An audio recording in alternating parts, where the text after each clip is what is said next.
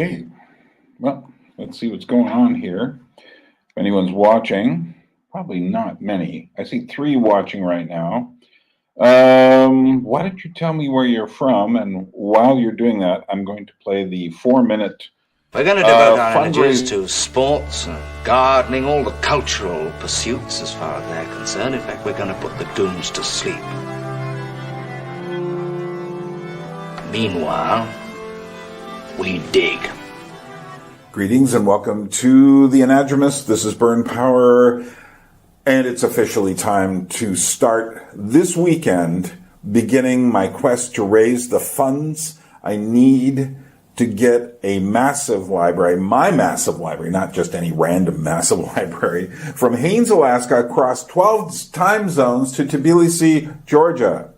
Do you hear what I'm saying? This library weighs over 12,000 pounds, that's 6,000 kilograms, and it's not going to be cheap. It's about $12,000. Fortunately, I popped on a couple of weeks ago to test out whether I could do this and earned about $600 immediately. I'm expecting I will get more. I will also be doing this on Facebook. If I can get it to work on Twitter, I will do a little bit over there, but a lot of it's going to be here. So pay attention. If you see me live, come and feel free to contribute in any way you wish. I really can't do it without your help. So if my work means anything to you, this is the way to show it. Small amounts or grand amounts, everything will help. And I'll need a bit of each, I'm sure. I'm also using the same GoFundMe link as before, as well as PayPal. Ignore the amount listed on GoFundMe. That was from several years ago. And I also used it for people sending me their money for the gathering in Georgia. So that's not the amount to watch. I will have a piece of paper with the amount to watch coming up here. So less than $12,000 now. We'll say $11,500. So it's going. That was just a couple hours. Hey, I've got over 2,400 subscribers here, and if 500 of them give something, I'm there. That's the way I look at it. So, but even 200, I mean, it's just, who knows what people will give. But also, if you see that I'm online, there'll be times I'm using the, I keep forgetting the name of the thing. I want to say crossfire, no, cross-hatching. What is it? StreamYard, thank you. Thanks for reminding me. A system which will allow me to bring other people on and talk. And I did this last time with James, who has his channel, 20th Century Arts, and we had a great discussion. I put that up. So this is also a time for that sort of thing. I'll also be showing videos to give myself a break. I'm not going to be doing this 24/7 because I can't, because I would die, and you don't want that. But now it's time for the Herculean task. So please, you can help today, or you can ignore me, and or you can help today and then ignore me, or you can watch me when I go live on different platforms throughout the weekend and bring questions. Come aboard to talk with me and help out. And by the way, if I don't get there this weekend, I'm going to have to get going. Although I will stop by, say, Tuesday to allow the American Thanksgiving weekend to go forward, and so I'll start at the next week after that. I appreciate anything that you can give, and any help, and meeting people online. And thanks for all your subscriptions, and thanks for everything you've done. Thanks for all the people who have already become members and have contributed to the channel. It's amazing what people do. See you there.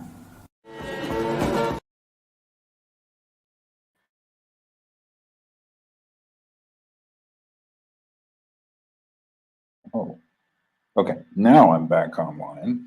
And welcome, Vibrant Goo. I don't know who you are, Vibrant Goo. Where are you?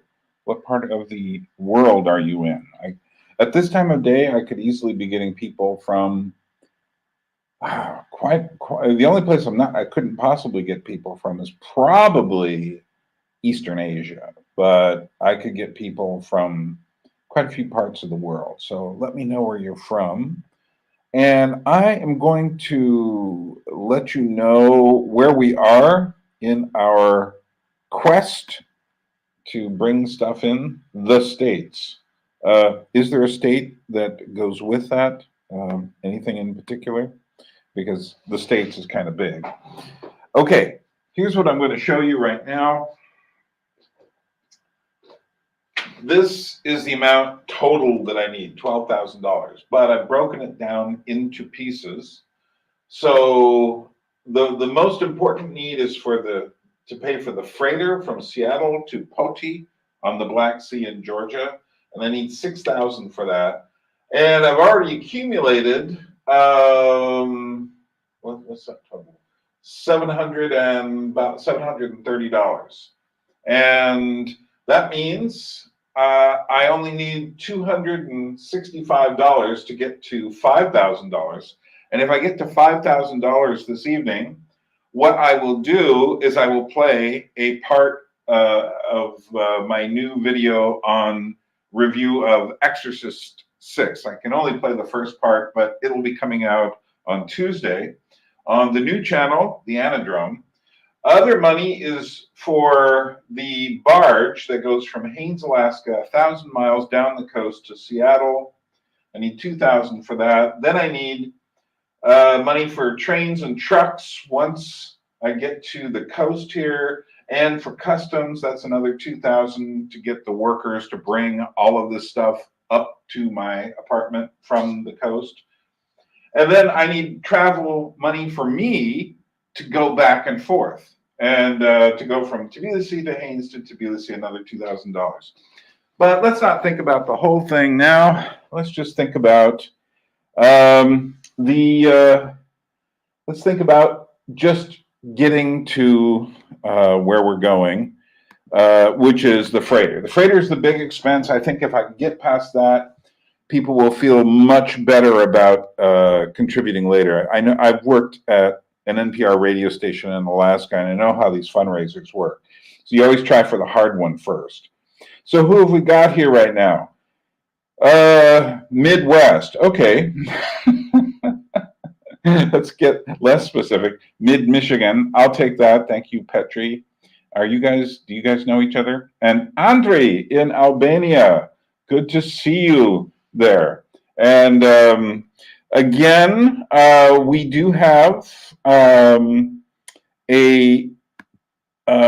have some thanks to give out here, actually. I've had people contributing already, and I've got a list, and I'm going to read off some of these names. We're also on the ticker below you. Jill gave some money. Alec, James, the first James, Sean, Iskander, Chemo, Gregory Ross, James Wallace, Jack Grant, the Chambers, Lisa and Andrew. Also, Patrick. Dejin gave some money earlier, and Upcycle, or Ups, as he calls himself.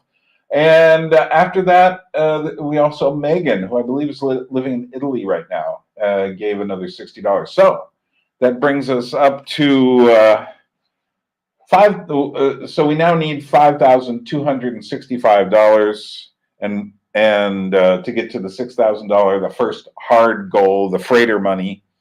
And so anything you can do, go to either the GoFundMe link or the GoFundMe link, or the other one. Let's see, are they there? Yes, they're listed on the description section below the video, or PayPal. Either one. GoFundMe is good if you feel like giving more money. Either one is good, though. And the nice thing about GoFundMe is you will get a tax-deductible receipt if you are an American, or I don't know how it works for other people. So let's see, what are we doing here? Well, one thing, how many people we got? We got 6 people watching. One of them is me, so 5. And I'm going to talk about different things, but also if anyone has any questions and would like to come on the channel for a few minutes and talk, let me know, and I will give you the the email, and you can get in touch. And then once I respond to the email, I'll send you the invitation through there. So, how are we this evening? How is everyone? Are you good? Um, so, one thing. Okay, what's going on there, Brian? That needs to be shut down.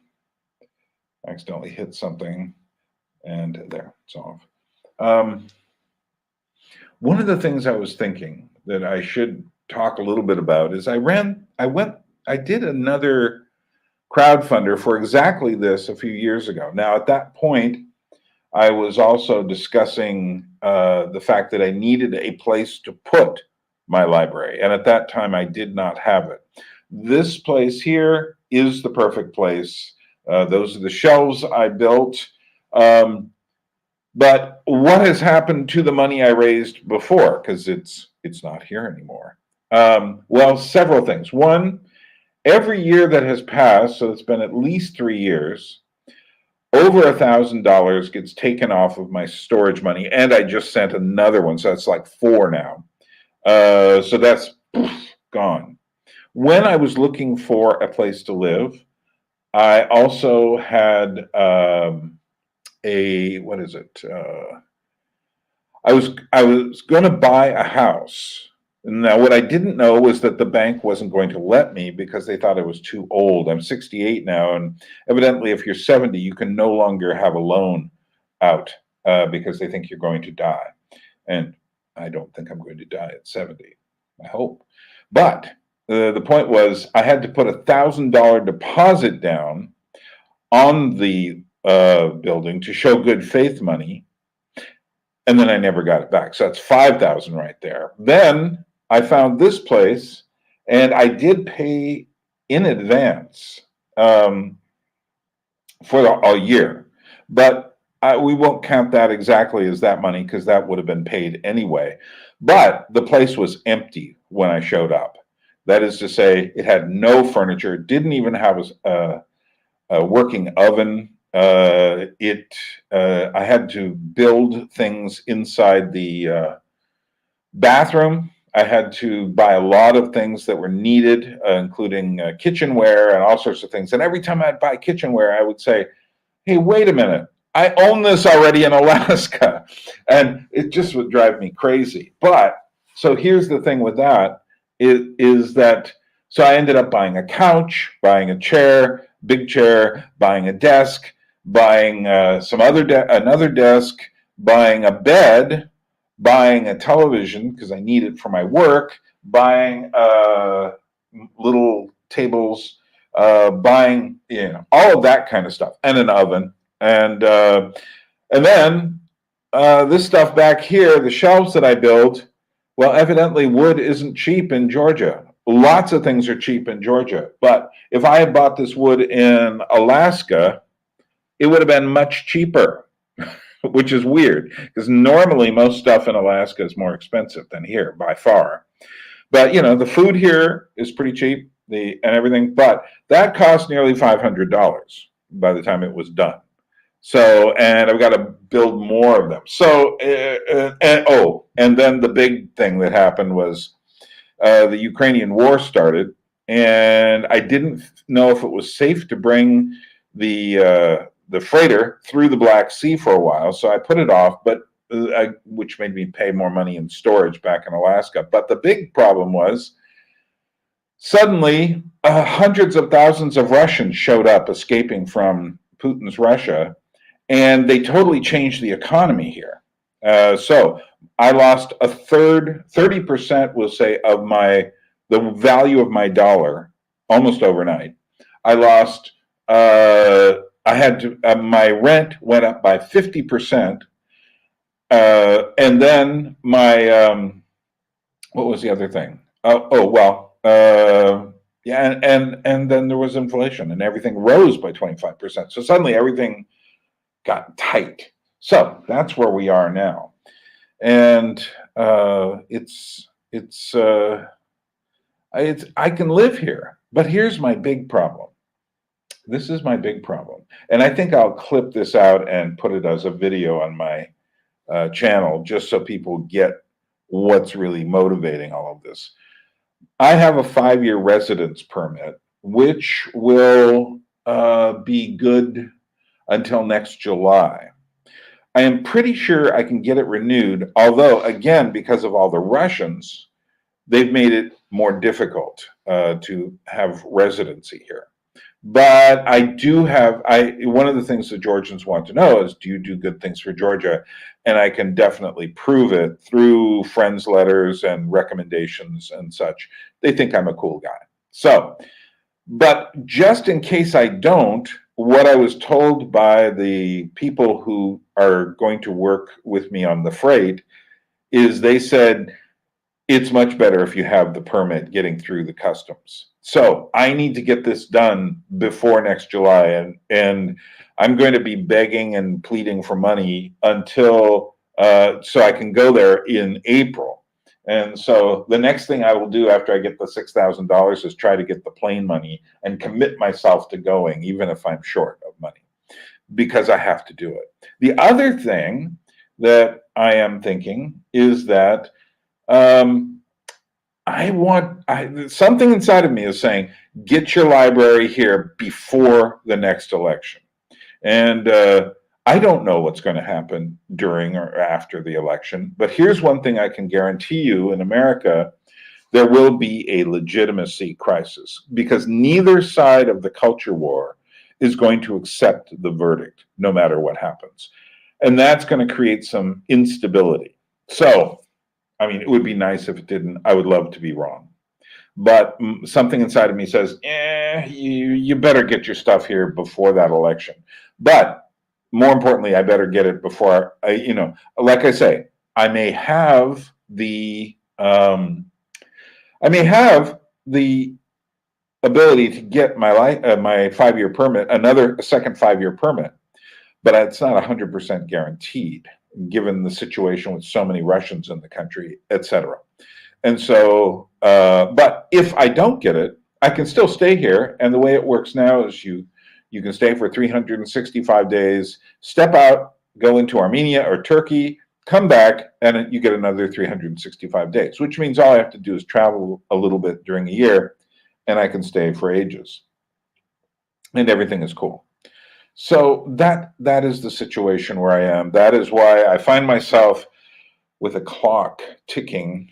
But I used to get a lot more nervous about doing this. What if I don't get it? What if I don't? And and I did go through one thing. I was talking earlier today when I came on in the morning and was trying to talk to the West Coast people in America and the people who stay up late in the middle of the country. And one of the things I realized was that I did go through one particular session of crowdfunding. This is about my 6th time doing something like this for different reasons. And that was just, it sent me into a spiral down, because you start saying, like, well, why am I doing this? This was pre-YouTube days for me. This was, that was what, 2014? And I didn't have a lot of social media. I had lots of Facebook people, but that was about it. But this is where, I say to myself, now I've done about 2 or 3 of them after that. And I said to myself, okay, the main thing is, don't worry about it. It's like, okay, so you don't get it. What's the absolute worst that can happen? I don't get it. My stuff stays in Alaska. That's probably the worst. And I don't want that to happen. And someone just asked me, I believed it was Vibrant Goo, asked me, well, that would be kind of funny goo, wouldn't it be, like shaky maybe? Asked me, what's your favorite book there? My favorite book in my huge library is, in fact, my journals. And I have, let's see if I can do this correctly here. Okay, put it back a bit. So, okay, there's one edge. Okay, let's do it this way. The other edge. Well, that is, see, I've just gotten beyond the edge. Do that times 2. That's my journals and my photography and my art in folders. That's what I really need here. There is a novel I would be finishing up that's only in a handwritten draft if I had it here. So that's the most important thing. If for some reason I just felt hopeless and said, okay, this stuff's never going to get here, then what I would do is go back and get that stuff. But I really feel I need to bring the whole library here, and I can't explain this. It's not for my sake, although, it is. But the truth is, I don't want to die and then have all this stuff be stuck in a storage unit in Alaska where no one knows what to do with it. And as I've told people here about it, they're all saying, yes, please, please bring it here. So I'm bringing it here. And that's why I'm asking for your help. And anything you can give, the better, the more, the better. But I'll take $5, whatever. You've got $5. So that's where we are right now. Does anyone have any questions or comments or thoughts? Or would anyone like to come on and talk with me? If you do, let me know. I'm watching, I'm monitoring, and we'll do that. Meanwhile, let's see if I've got anything interesting to show you here. Yeah, I do have the Exorcist Believer review that I've got ready for the new Anadrome channel. Do you know about the new Anadrome channel? Let me show you that. This is a 4-minute introduction to that channel. And let me show you that right now. And meanwhile, you can decide if you want to come on or ask any questions or anything like that. But if you haven't watched this, watch this. If you have watched it, watch it again. I put a lot of work into it. We're going to devote our energies to sports and gardening, all the cultural pursuits as far as they're concerned. In fact, we're going to put the dooms to sleep. Greetings and welcome to The Anadromist. This is Burn Power coming to you from Tbilisi, Georgia on a perfect autumn day. And it's here. It's time. The new channel, The Anadrome, has officially opened up with an inaugural video called Welcome to the Anadrome. What is the Anadrome? It is a place where we turn to go back against the stream, like our salmon brethren. But what is the channel? It's a place to deal more specifically with music, movies, and the arts in a more extended way, and to leave this channel for more conversational discussions on any topic.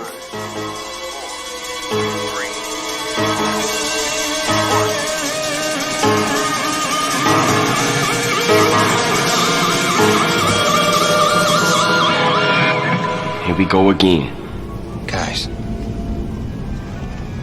where are we? Welcome to the Anadrome.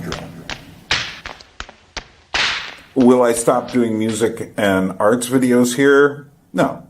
Sometimes there will be slight overlaps and duplications, but longer discussions of the arts, like the one I just put out this week, will stay on this channel. And that channel will not feature much related to, for instance, books or literature. And what's on this channel will stay on this channel, although I will make modified versions of what's on this channel related to the arts and put them down every now and then on that channel.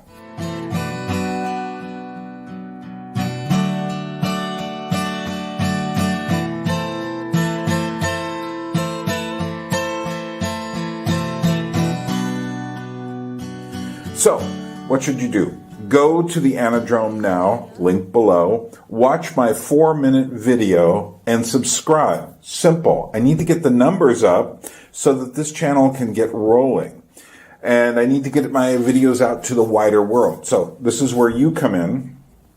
Coming on Tuesday will be my first review, and it's going to be a theological review of The Exorcist Believer. Hint, there wasn't much believing going on in that film, but you'll have to wait for the review. Some older videos from The Anadromist will be showing up there soon, particularly the symbolism of horror films, and sometime in December, my thoughts on the Barbie movie will move over there in a modified version. Coming up there, and this is very important, will be a video. I think we'll release it on December 13th, Taylor Swift's birthday. She's like superstitious about this stuff. And it's called Who is Taylor Swift? A Tale of Two Taylors. I don't know if I'm going to leave it with that title, but Who is Taylor Swift? Definitely. This is getting dangerous. This is about to start going in my head real fast. I mean, you just made me feel so powerful. I saw the big movie that came out with her performance. I've been just suddenly immersing myself in the zone of the Swifties, and I'm just torn back and forth. You'll have to see what I say then. So join that channel so you can watch that video, because it's probably not going to be here. Or maybe it will. We'll see. So this video is almost over. Follow the links now. Why are you still here? Go thou and subscribe and leave comments over there. Pretty please.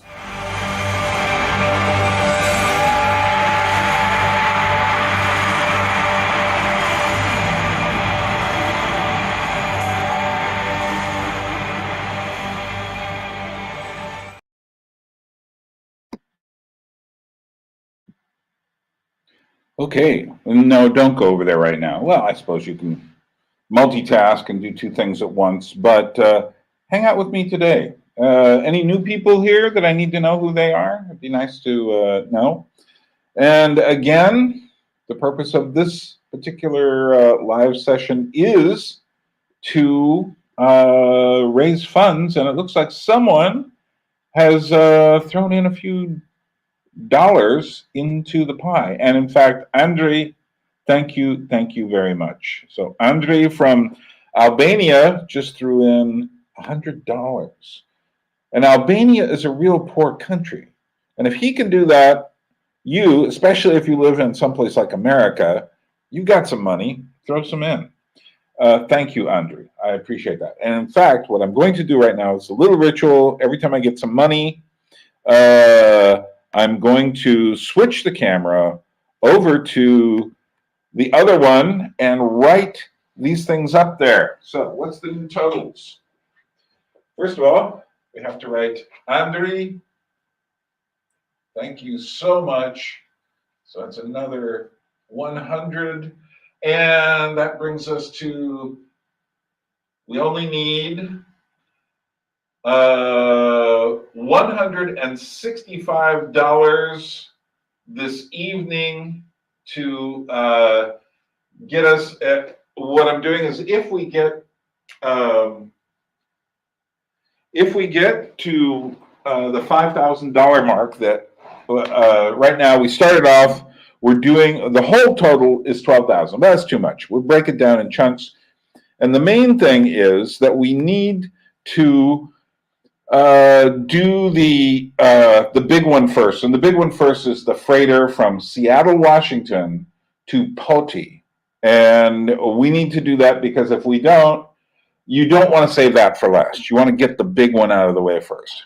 I used to work doing NPR videos. And so what I'm going to do is if we get that next $165, I'm going to play you a 10-minute preview, that's all they'll let me play you, of my theological review for The Exorcist Believer. And you get to watch half of it, and you'll have to go over and watch the rest of it when it comes out on Tuesday. So if we can get up there, but that was really nice. Thank you so much, Andre. I really appreciate that. But like I say, every bit helps. So there's the GoFundMe link and the PayPal link below, whichever one works for you the best. And if neither one works for you the best, just let me know and we'll work something else out, I am sure. Meanwhile, while I'm waiting for that next $165, you know, the truth is, it may sound like I'm mentioning the money a lot, but here's what I learned from doing fundraising for the radio station once a year. You have to. It's this weird thing. People who tried not discussing it and tried to just be super cool, nobody would donate during that period. You have to put the pressure on for people to feel like, okay, yeah, you're right, I should do this now. So that's why I will be mentioning this. It's not because I don't know what I'm doing. It's because I know exactly what I'm doing. Anyway, I thought I'd tell you about a couple books I've been reading lately. I just finished this book, God's Forever Family by Larry Eskridge. And I'm surprised that this is put out on Oxford. It came out a few years ago, and Oxford hasn't been putting out a lot of good books. And in fact, this isn't particularly well, the spine on it isn't particularly well done, which has been my problem with Oxford. They've just let their quality slip. However, the content of this book is great. And what this is it's a very detailed research on the Jesus people. Now, I've known this book has been around for, I think it's been about a year or two on it. Paul Vanderklade discussed it. And I knew about it, and I said, the way he's talking about this, I should probably look into this because this is my history. And in fact, one of the really fascinating things about this book is it's amazing how many times I'm reading and going like, yeah, I know him. Yeah, I know her. This isn't just a history of the Jesus people. This is my history. And that's a fascinating thing, is to live through what the Chinese call interesting times, which are sometimes very strange times. And it was indeed a strange time. And often when he's writing, I'm saying, oh, you forgot this. And, oh, why did you say that? And such. Nevertheless, it brings up all of these things where I'm sitting there, yes, that was a fascinating time. Oh, I didn't know that was happening up there. Or, oh, I didn't know that this was happening in the Midwest. And so I find that it's fascinating to read a history in which you are, if not mentioned by name, which I wasn't, nevertheless, you know many of the main players personally. And that's just a fascinating thing. And by the way, is anyone else new that wants to say where they're from? So I'm reading another book. I just started reading this. I'm about, this far into the book. And this book is called We Never Learned by a guy named Eric Davidson.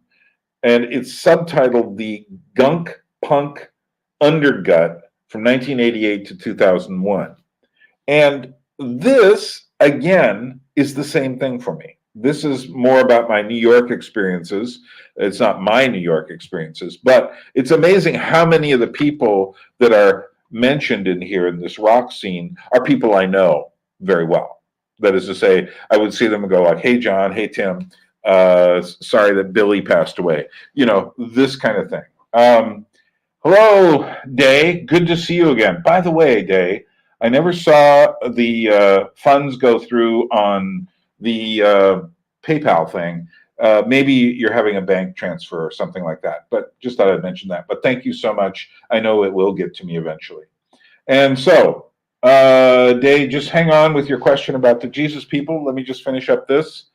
So this book is about this, this period, 1988 to the late 2000, to about the year 2000, is a fascinating period in music. I discuss it in different ways in my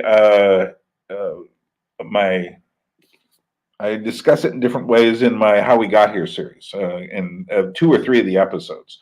But we still don't have a name for this period. And in fact, he had great difficulty subtitling it. This is not the name of a movement. He just invented this out of the head. No one uses this term really to describe it. But nevertheless, I know exactly what it is. That is to say, I know exactly what kind of bands are featured in here. It's kind of related to punk rock. It's kind of related to garage rock from the 1960s. It's kind of related to the Stooges. It's kind of related to a lot of things. It's a lot of people playing really noisy, fast, and funny sometimes rock music. And very few of the performers in here were what you'd call stars. A few of them started to get noticed, but even of the ones who got noticed, very few of them got to be noticed to the degree that if I was to say you the names, you would know them. They would be noticed in the sense that within the world of rock music, someone would say, "Oh yeah, I know John Spencer. I know these Billy Childish people like that." But for me, it's interesting that both of these books are worlds I know. They're not worlds that I was just studying from the outside or something like that, but rather they were worlds I was intimately involved with. In New York City, I was studying rock music, and I made a lot of friends, and they would invite me to shows, and often it was these kind of shows. Although I went to a lot of other kinds of shows too, and saw a lot of other kinds of music. But I think it's fascinating to live in such a way is that you're taking part in your times, which is what I was doing in both cases. And that's why history is so fascinating to me. And I have my own recollections from these, and I've written things down about the people in both cases, both the Jesus people and the this weird garagey. Someone once said it's like the garage rock of the millennials, which is a good way of not millennials, Gen X. Gen X garage rock would be a great way to describe it. But he didn't want to do that because he felt it just sounded like something it wasn't. But so, Day, go ahead and give me your question. Go ahead and write it down, and then I will try to answer it. Day is in Florida, and in Florida it must be morning. So we'll wait for that. Meanwhile, just to remind you, thanks to Andre with his $100, Megan with her $60, and Day and Oops or Ups. We now just need $165 to get ourselves to the goal that before I can play you the first half of my review of Exorcist Believer, which I will do once we get that next $165. So I'm here for a while. I'm not going anywhere. And if you have questions, then go ahead and give me those questions, and I will take it. Meanwhile, remember, links are below in the description on your page, and use them. Why not? Okay, just kind of take a drink of water, and I've got some local wine. Now, the interesting thing about this wine is it's made in the villages here. And there's a man in a van who comes and parks 3 days a week at the end of my street. And I pass him, and he has this wine, and he sells it in like old, what can I say? Old plastic bottles, like water bottles. And the funny thing about that is it's actually very good. It's not super alcoholic, and it's got this earthy flavor. It doesn't feel like a super refined white wine, although that's technically what it is. But so, Day, are you there?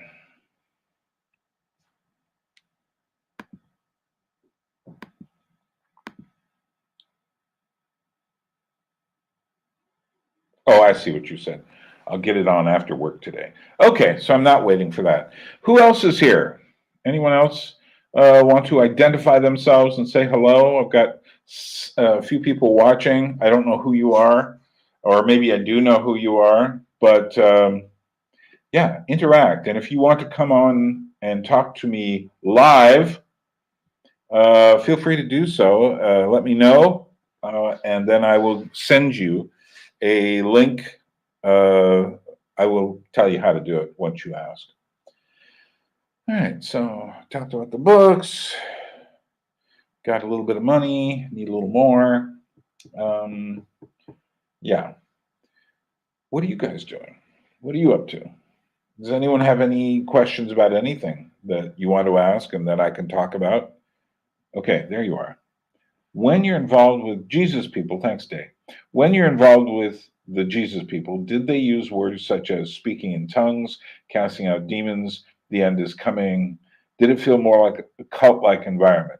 There's two big things to say there. Yes, and yes, but those are two different things. So when they were talking about speaking in tongues, that wasn't the cult-like environment yet. When they were talking about casting out demons, it was getting more like a cult-like environment.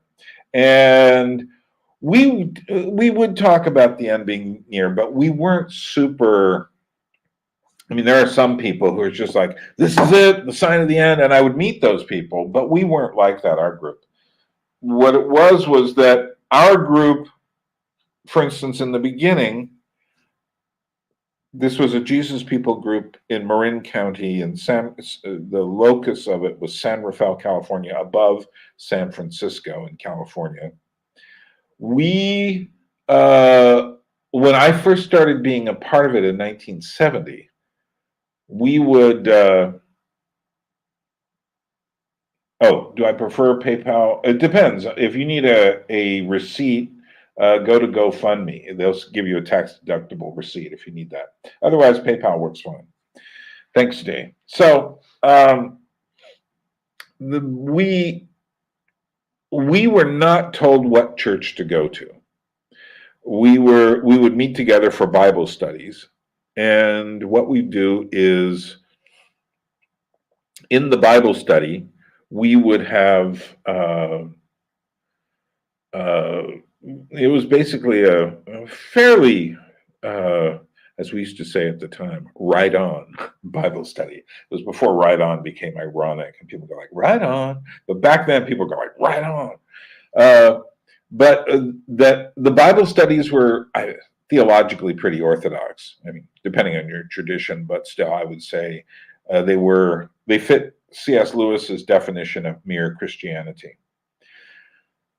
And so, for instance, we didn't have a specific church we had to attend on Sundays. So different people went to different churches. One of the churches I remember attending during that phase, I'd never really spent much time in a church before, was I went to some evangelical free church.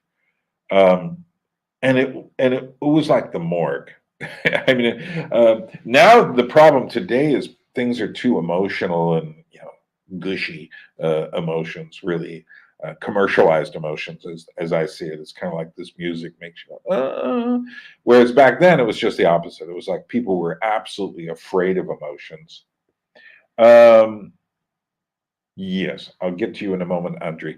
And so we were just allowed to go to any church we wanted. Obviously, I didn't go back to that specific church, but I did go to, during my time with the Jesus People, I went to several different kinds of churches. I mean, many would be a better word to put it. So I got very familiar with different traditions. But eventually what happened is we became our own church, which wasn't so much a problem, as then we got scooped up by a larger entity, which Larry Eskridge mentions in God's Forever Family, called the Shepherding Movement. And that's when the problem started. And that's when things started getting culty. So let me turn to Andre. Thank you again. Any plans to continue the Cute and Creepy series? Absolutely. Absolutely.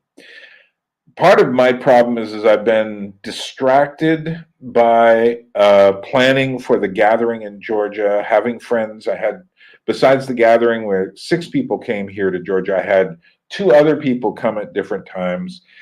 And then there's this thing. If I can get this out of my hair, if I can raise the $12,000, starting with this first $6,000 freighter bill, then I will breathe easier and get back to that. The notes are all there. It's not like I don't know what to say. It's more like I know what kind of concentration it's going to take. Also, one of the things, Andre and the rest of you who were wondering about that, is I knew that was getting looked at, and that's what made me think I need another channel.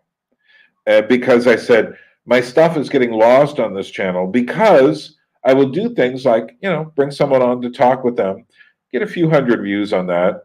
And then on the Barbie video, I got 1,000 views. If the Barbie video was on a channel that was just dedicated towards reviews of music and movies and things like that, and the arts and talking about that sort of stuff, it would have gotten lots more views. But because it's on, the way the algorithms work, and I hate this, is that the algorithms don't reward you for having a better video. They punish you for having videos that don't get a lot of views. So I don't feel like changing this channel.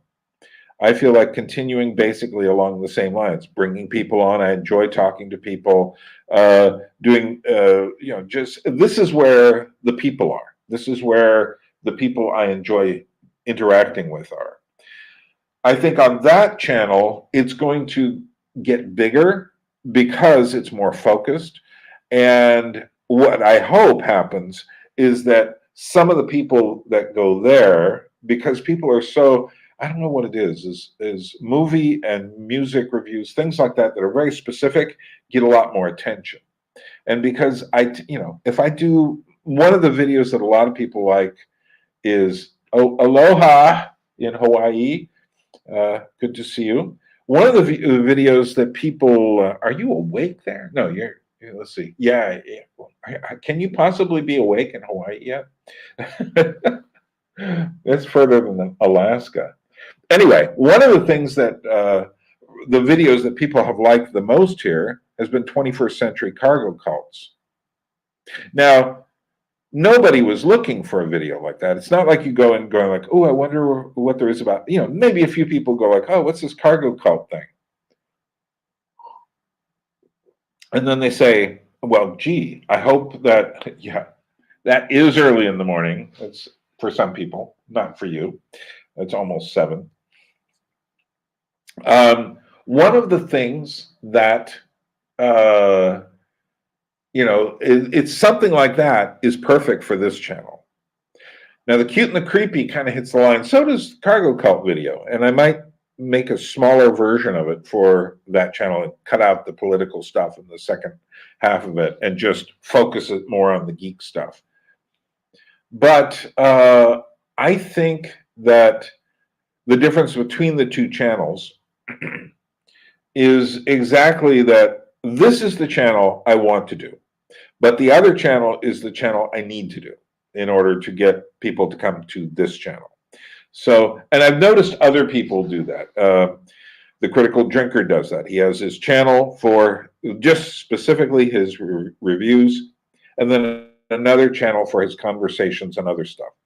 There's a guy I watch, Vlad Vexler, who has been talking a lot about Ukraine and now Israel, since he's from Russia originally and then ended up in Israel and has been living in London for a while. He has interesting thoughts, but he also has just this one channel for well-produced videos, and they bleed over to his Vlad Vexler Chats video. So that is the state of the cute and the creepy. I suppose I could do it tomorrow, but you know what I'm going to be doing tomorrow? This. And I'm going to be doing this until I get the $12,000. So, and what I'm going to have to do is do some live stuff on Facebook to get more people to notice from my normal, whatever that means, friends. I have a lot of friends from a lot of places. And it's work. And the hard work is just getting people to notice and then once they notice, will they give anything? So, looks like someone's done something here.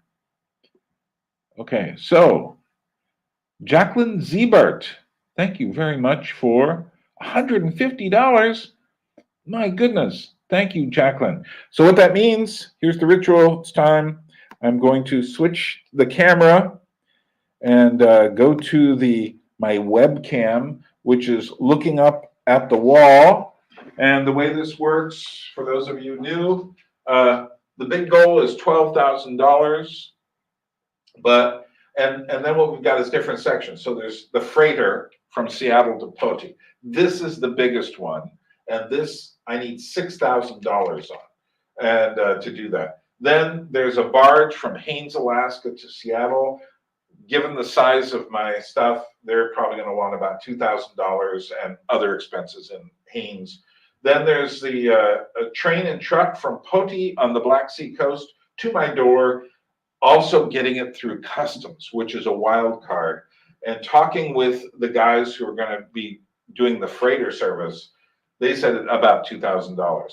And then I need to get there because my stuff is in a storage unit, not in a container.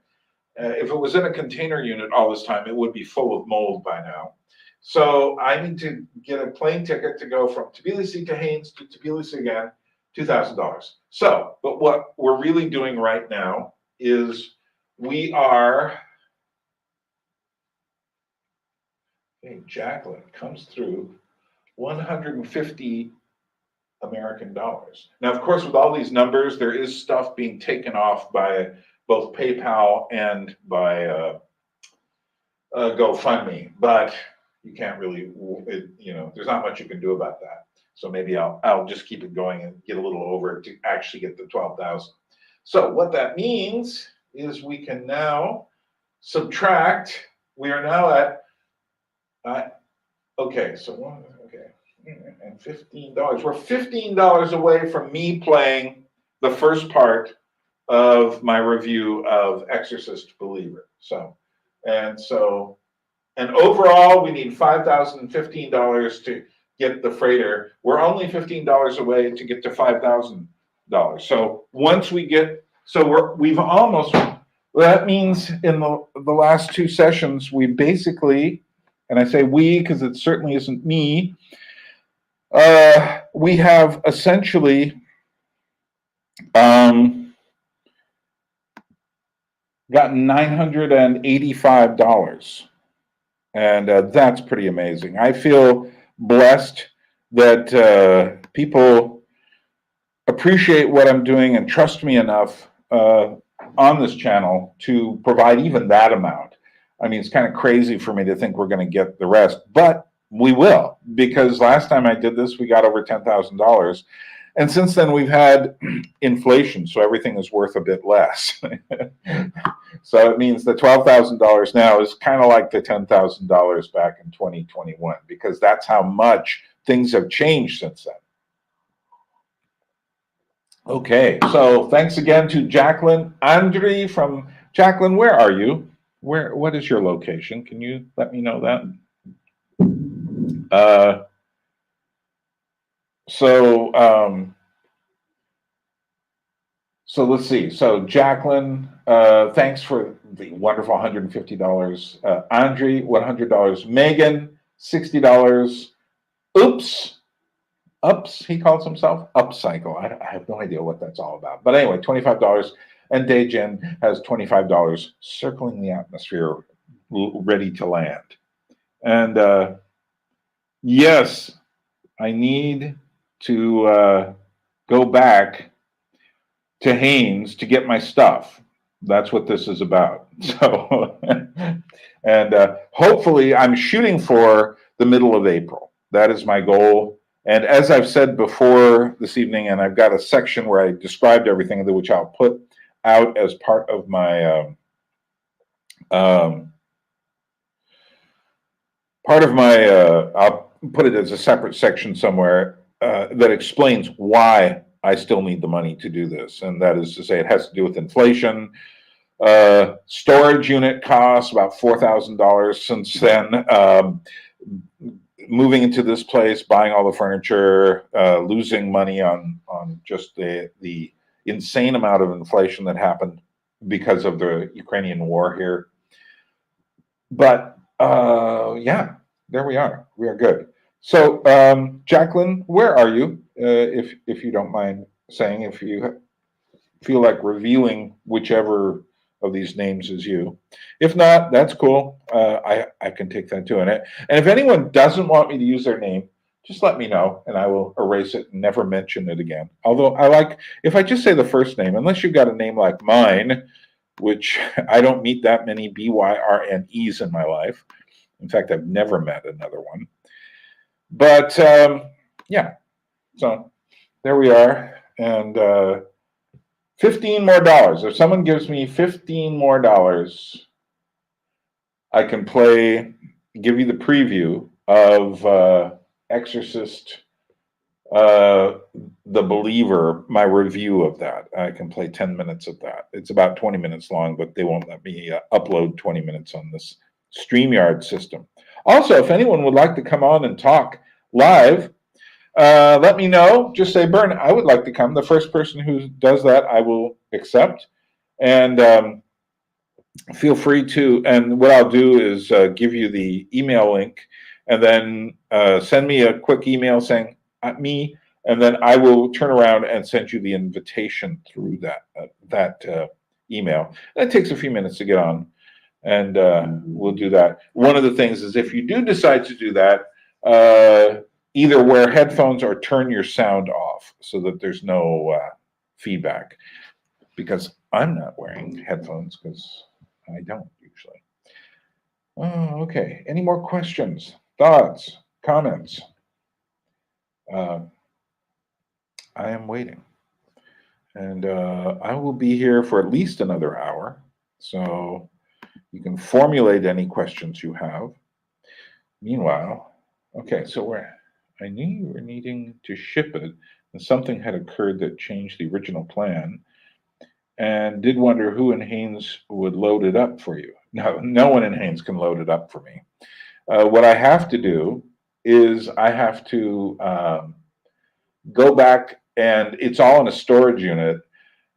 And since I've been here, I realize what I don't need to bring. And so what I'm going to do is I am going to have a garage sale, which is the reason I need to wait till April, because I need to wait until the weather is good enough again.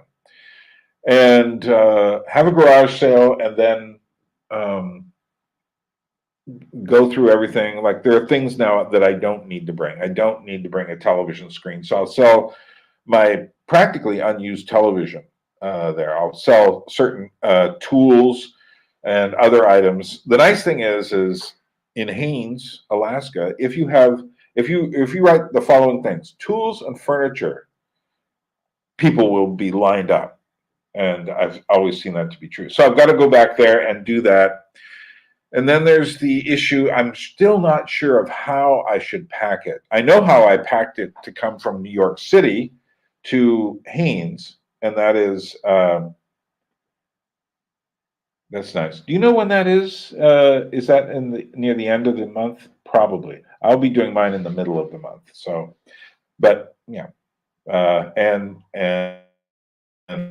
then maybe if I have extra stuff, someone could take it over to the hospice sale in Haines. But they get so much stuff, so I certainly wouldn't be giving them my debris. But that's a good thing to remember.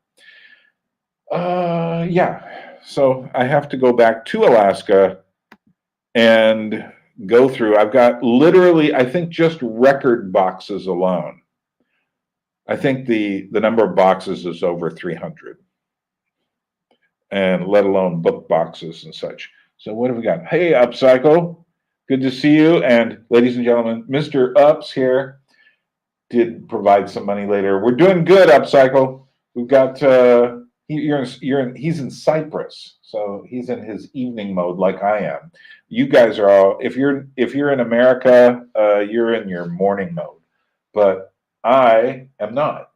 So let's see what we've got.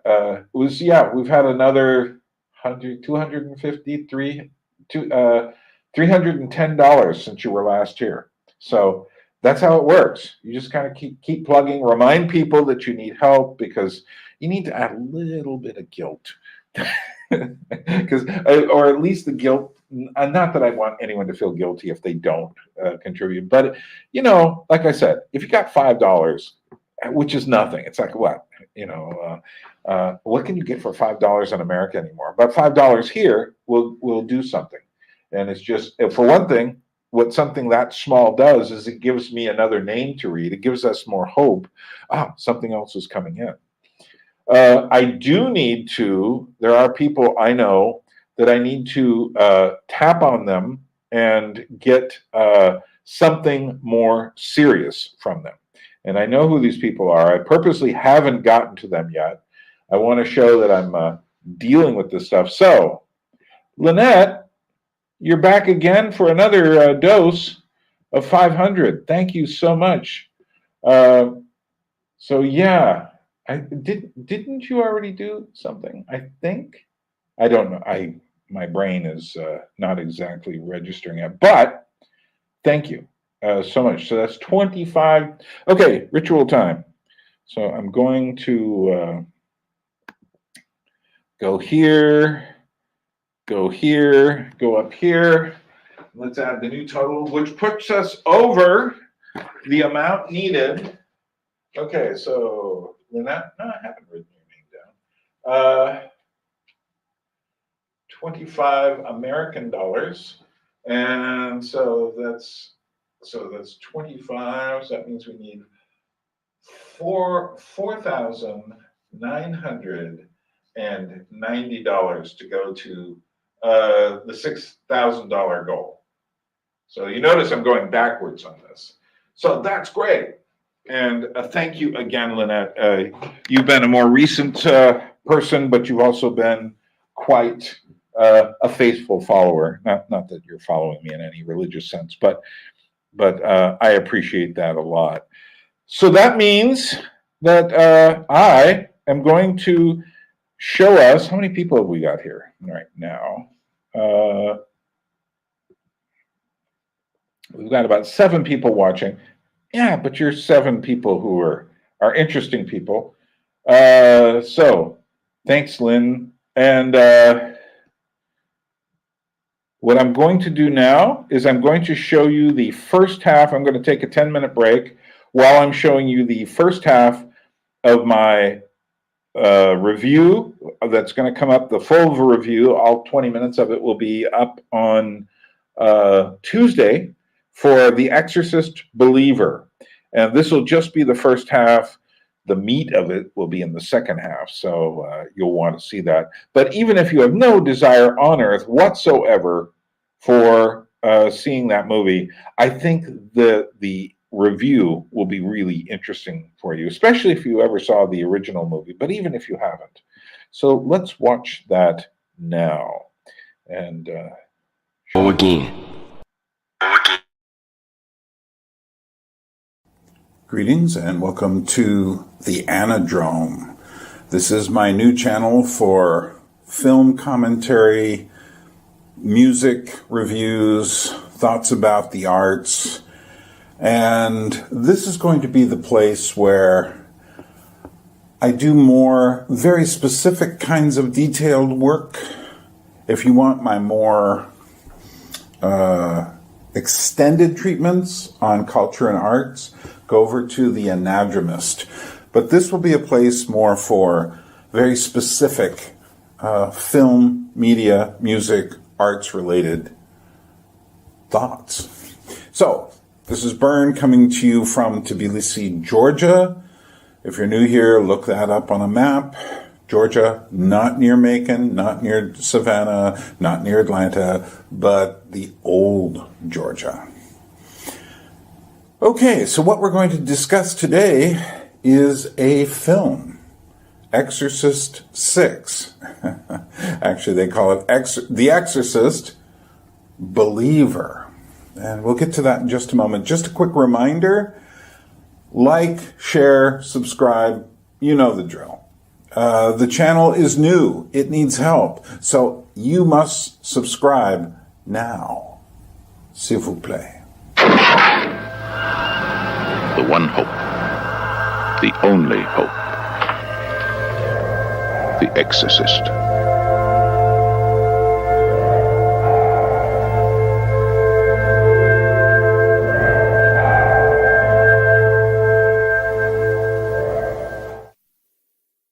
The original and unrepeatable version of 1973's The Exorcist, directed by William Friedkin, from the book by Peter Blatty, is a film of its times, the 70s.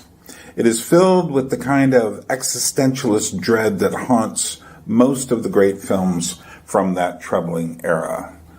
Films like Taxi Driver, The Conversation, Dog Day Afternoon, Mean Streets, The French Connection, The Omen, 3 Days of the Condor, Carrie, Network, Apocalypse Now, The Shining. Yes, The Shining is a 70s film. Cruising, and of course, The Godfathers 1 and 2. Likewise, The Exorcist, Believer, is absolutely a film of its time, with a dogmatic pluralism.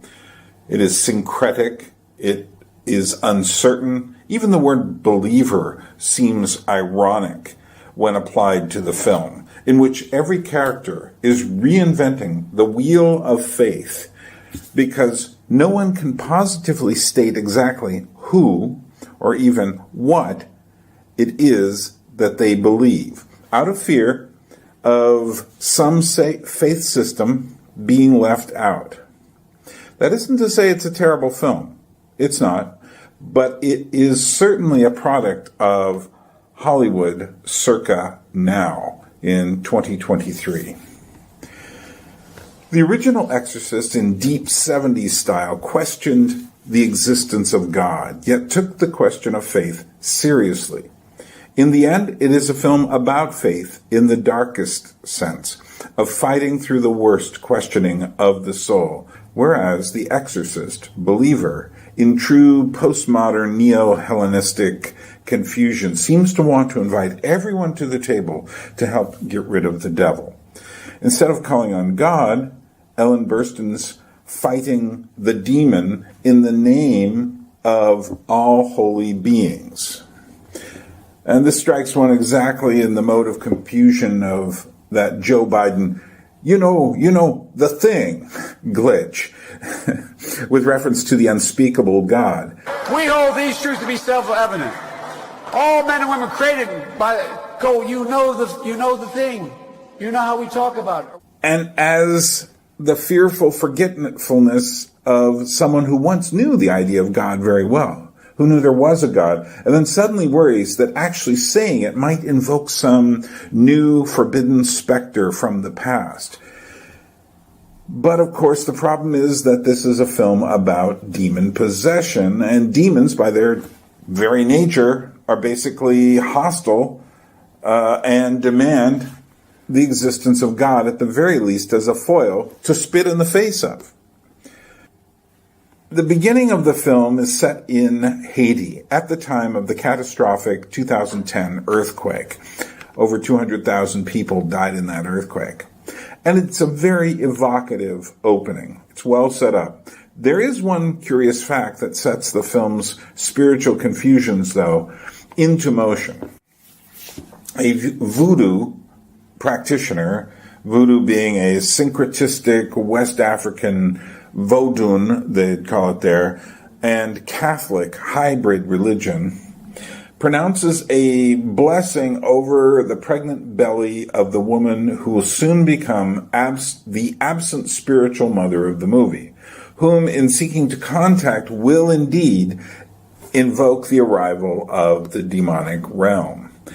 Now, the film is far too inclusive to ask the following question. Was that indeed a blessing? Was it not attaching a spirit to the child to come? And what sort of spirit?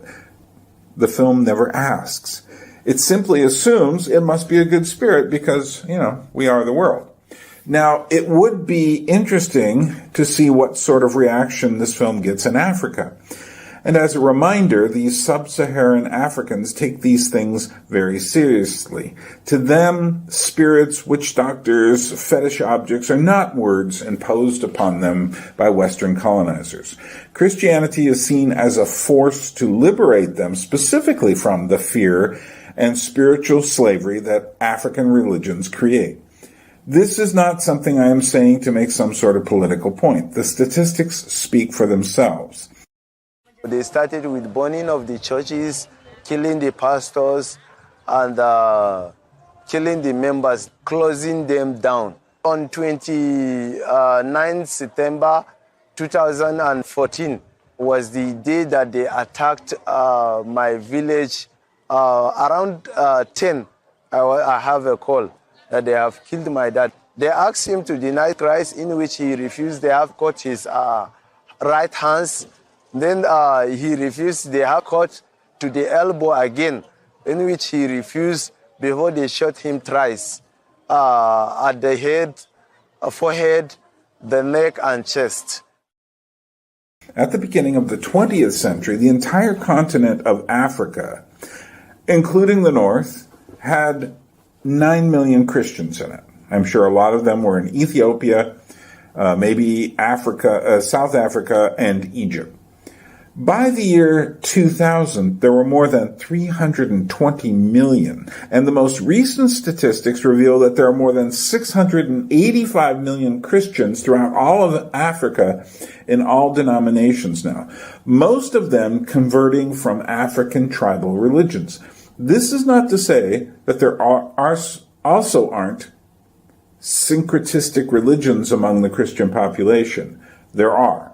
But I am fairly sure that the standard Catholic or Protestant Christians of Nigeria or Uganda watching this film would not only look askance upon the portrayal of the Haitian version of African religion in this film, but would indeed see the African rituals as the actual source of the demonic possession. Again, this.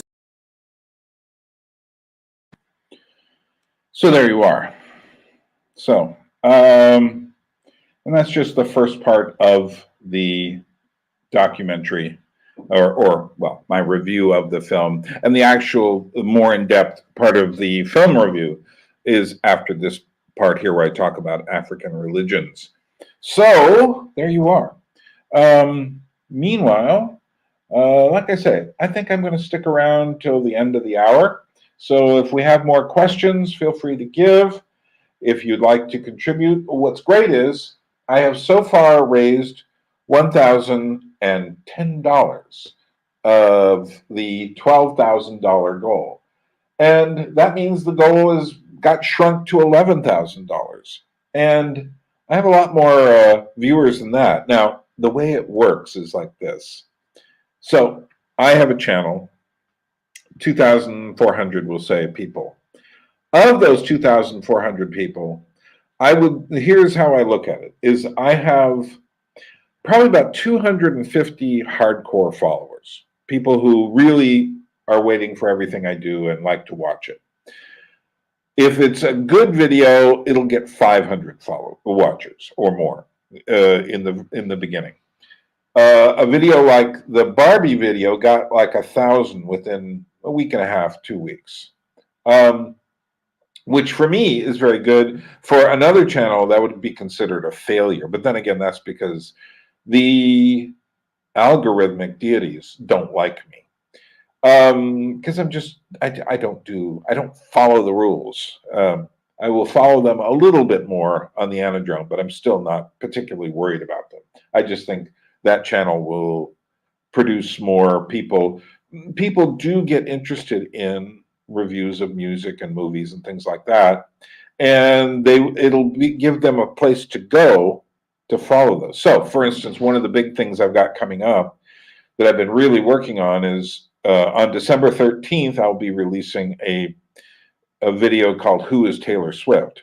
I know that video will get watched, so that will definitely be there. Though I might make a version of it for here. And what I might do is make a longer version to start and put the shorter version on that channel and then put the longer version on the dear old Anadromist channel and give you folks the real thing. So, so then, now, like I say, I've got 2,400 followers. What that means is that the videos that get that many views, it takes a while. I mean, if you look at someone like, one of the most successful YouTubers alive is PewDiePie. He has 111 million followers or so now. It could be more than that. But if you look at his videos, they only get about 1 million, eventually 2 million views. And if you do the ratio on that, that's really, but that's how all videos are. It really takes something special to get everyone to watch because people are busy. You haven't got time to watch every video that somebody makes. And certainly that's true here as well. So the videos that got the most attention were the How We Got Here videos. And unfortunately, I just can't keep doing those because who knows where we are.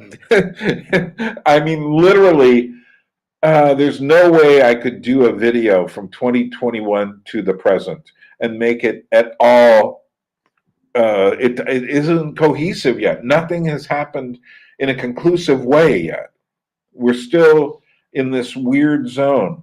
2020 was a great place to stop that because it was a 3-act play. You know, the virus, the protesting and riots, and then the elections. Perfect. But after that, who knows where we are? And I mean, I have my ideas, and I've been saving up all sorts of videos. But you know, how long will the Ukrainian war go on? How long will the Israeli situation go on? How long? You know, there are still people out there, you know, complaining about COVID. You know, there's, you know, who knows what January 6th was all about, really.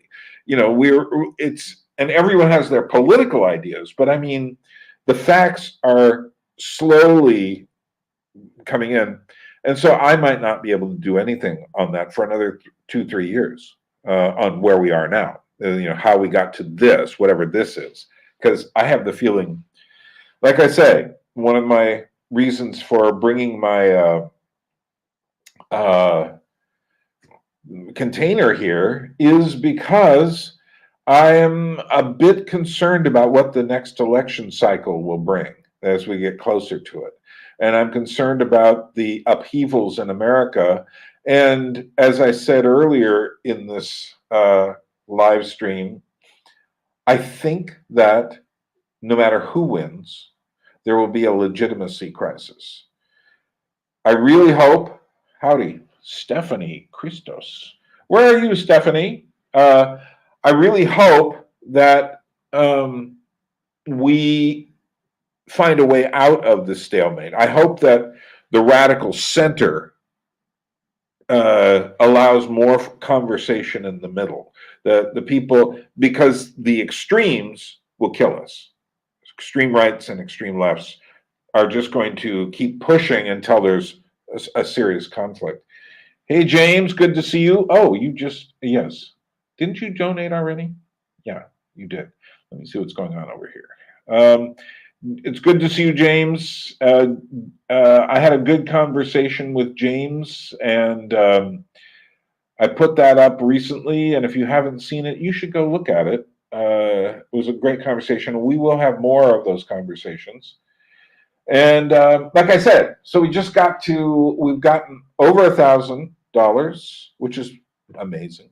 $1,010. And I'm going to be here until the top of this hour because I can see my nose. I don't know what happens. My nose gets plugged up if I talk straight for 2 hours. Okay.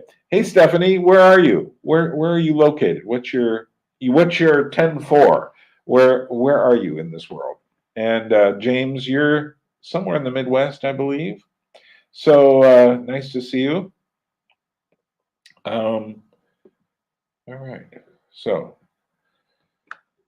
well, I haven't done this for a while. Well, I have done it. I'm going to switch next time I get a donation come through. So, if anyone wants to come on and talk, James, I'm going to hold you off on that because we did have a good conversation, and we will in the course of this. But I want to give other people a chance too. Or if there's enough people who want to talk about music, then I'll bring you on as well. Bern, what will you do if you get your library to Georgia and are unable to extend your 5-year visa? Do you have a plan for the stewardship? Oh, absolutely. And you're in North Carolina? Where in North Carolina? Raleigh, Durham, Charlotte? What part? Are you in the mountains? Most likely. I meet far fewer people who are from the coast. Yes, good question. Here is the answer. The answer is what will I do? I talked about this. I made a section at the beginning of this that I will be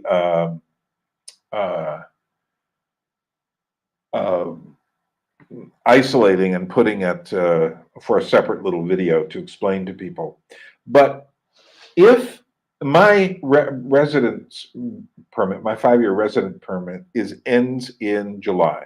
So one of my goals is to get everything here before then, because I'm told by the shipping company that I'm working with that it'll be a lot easier for me to get through with a residence, with the permit than before. So I really have to get what was $12,000, but now is $11,000. I have to get that before I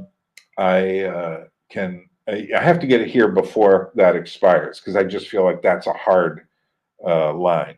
And I'm really planning on going back in April. So, ups. All right, fine. If I don't, now I stand a very good chance of getting the residence permit. I would say it's like a 95% chance, we'll say. The big thing that might get in the way is the fact that all of these Russians have come here. And we had 300,000 Russians who came in one weekend, practically, in a few days. And they eventually dwindled out. I'd say we still have at least 100,000 or so here. And what that did is changed all the prices and everything. But it also changed the way the Georgians were handing out permits. So I see. That's good to know.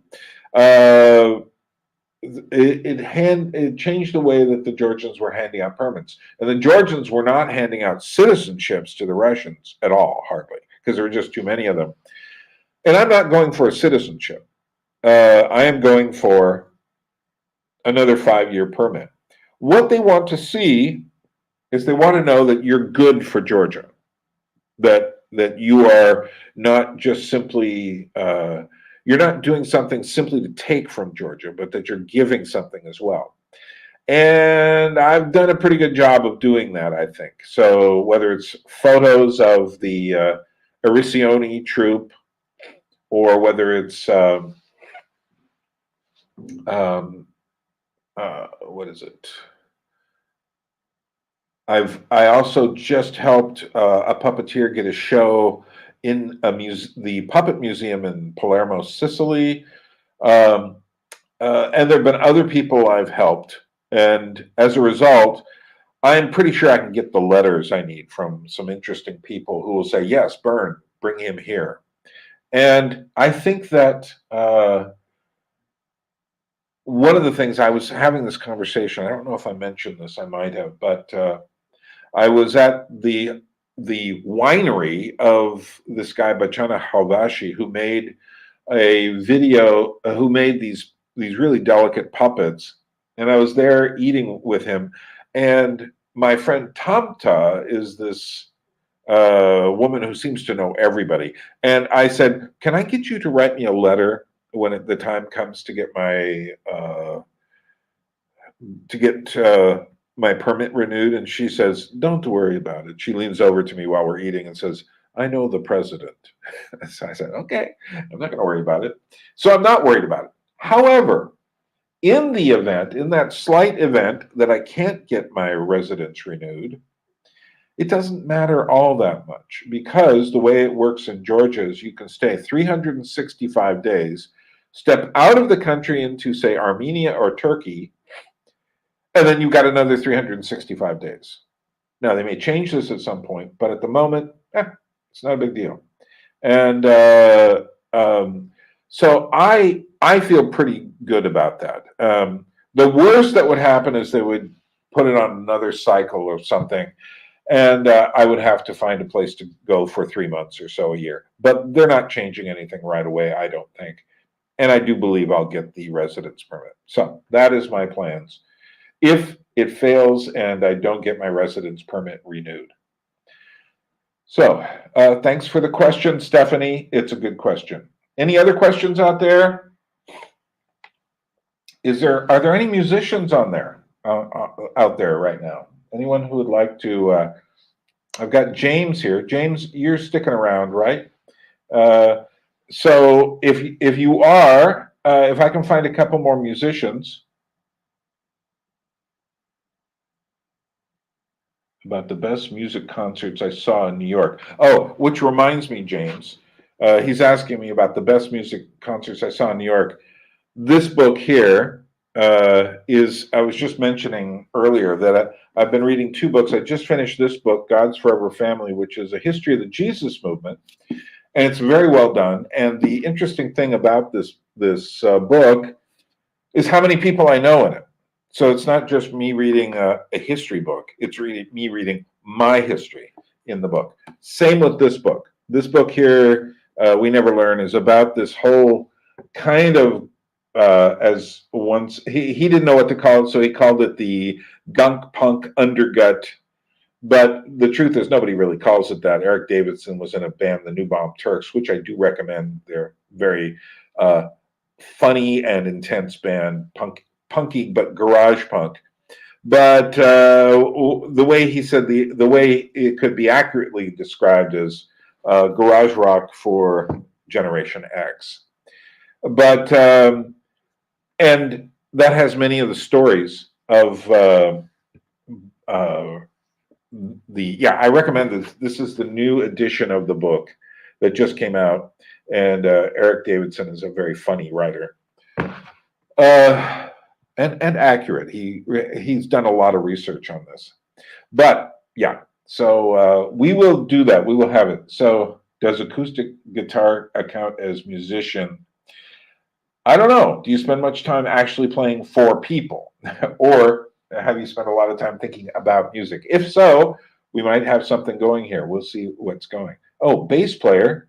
What do you do? Ups? What kind do you play in what kind of situation? Let me know.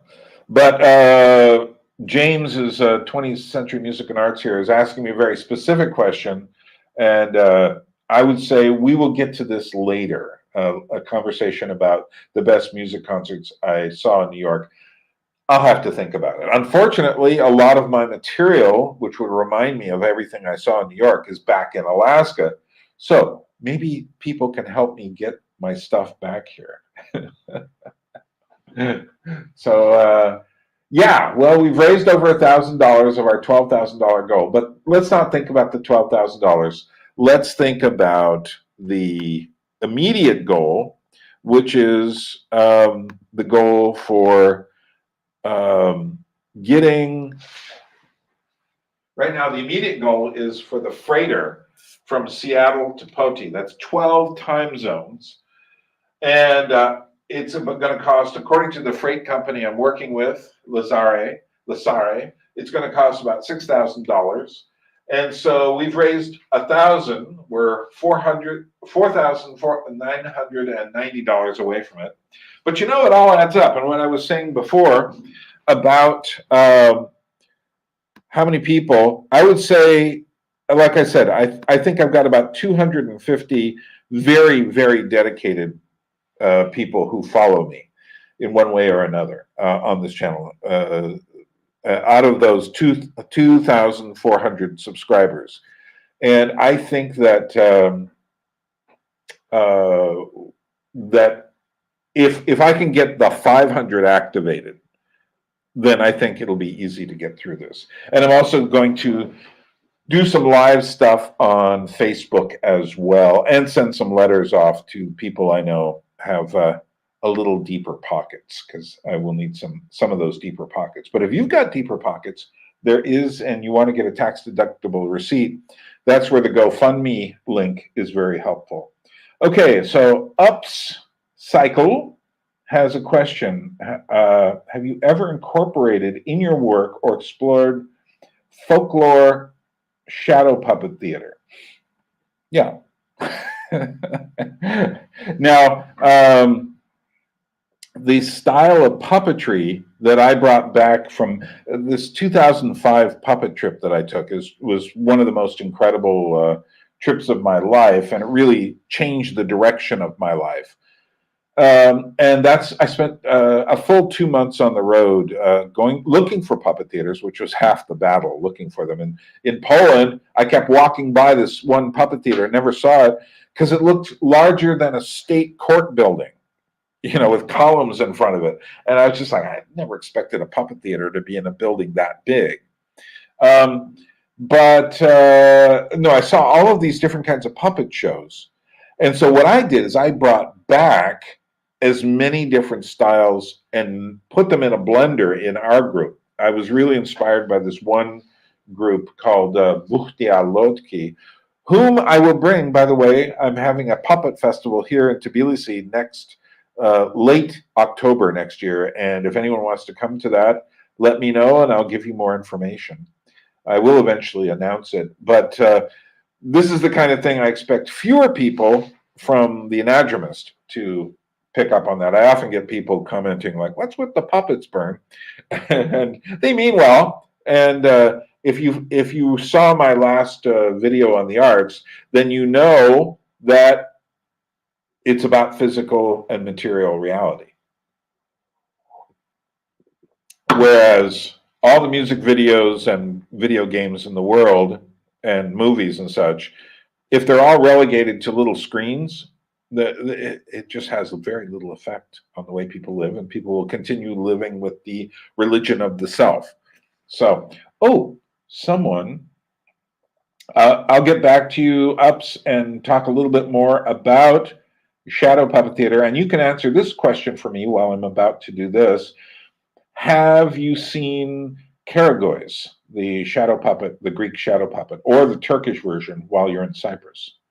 Meanwhile, someone has been really nice. Stephanie has come up here and thrown in $25 into the mix. So let's go ahead and put Stephanie's name up on the big board. It's time for the big board. Okay, so we're going to switch here, see what the new rules are. Okay, so 25 US dollars. So Stephanie goes right under Lynette. And that's another 25. So let's see, 25. And so that means, see, I'm doing this backwards because I'm trying to work towards a goal, which means I'm thinking about what we will need. So, okay, 75, 65. Okay, 49, 65.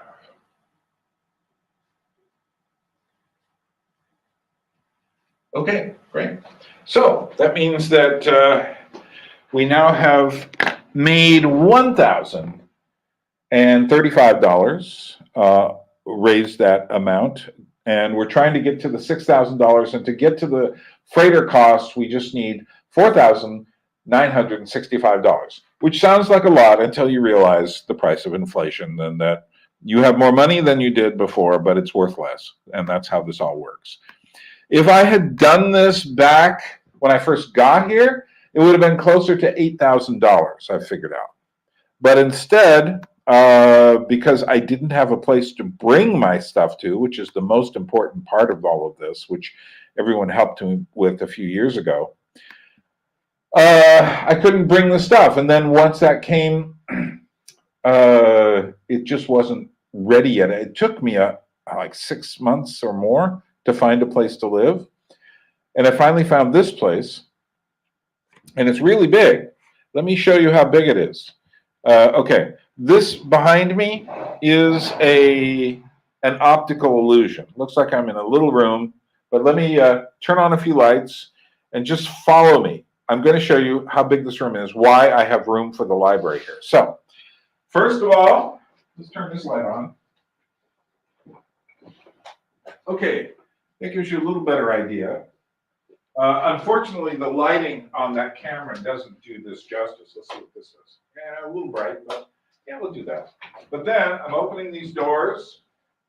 I'm going in here. There's a hallway. It's a pretty big hallway. This will be used for books. But more importantly, this room way back here will be used. This room is as big as the room I just went through. This will be used for the main part of the library here. So that is what I'm trying to bring my books and my records and videos and my journals and everything back to this room. Plus, there's the room that I had that, if you've seen my painted room, you know what I'm doing. So, so you donated a few minutes ago, but it still hasn't shown up yet. Is that what you're saying, James? Which way did you go? Did you go through GoFundMe or through PayPal? Sometimes the PayPal, if you have to go through your bank, it goes a little slower than usual. Let me see. Refresh this page and see if. There you are, James. $40 more. You have officially reached the point of being a return person. So let me, okay, time to go up there. I hope you're enjoying this.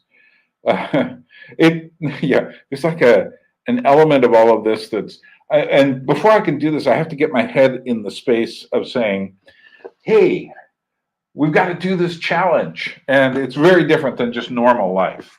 Okay, so James Wallace, part 2, just put in $40 US currency, which brings us to, let's see, 100, okay, 20, 125.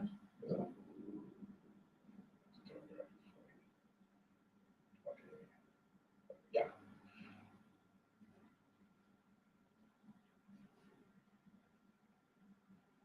Okay, so that brings us to a total of, towards the $6,000 opening goal, we have reached 45,